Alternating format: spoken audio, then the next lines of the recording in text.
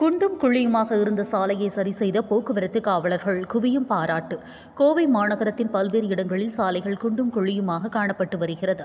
இதனால் தற்போது பெய்து வரும் மழையால் குழியான இடங்களில் நீர் தேங்கியிருப்பதால் வாகன ஓட்டிகள் பெரும் அவதிக்கு உள்ளாகி வருகின்றனர். இதேபோல கோவை புளியகுளம் பகுதி சாலை அரையடி ஆழத்திற்கு குழி இருந்துள்ளது.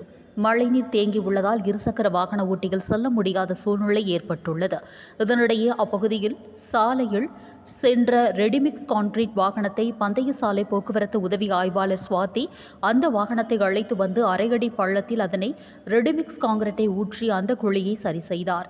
இந்த செயலால் பொதுமக்களிடையே நல்ல வரவேற்பை பெற்றுள்ளது.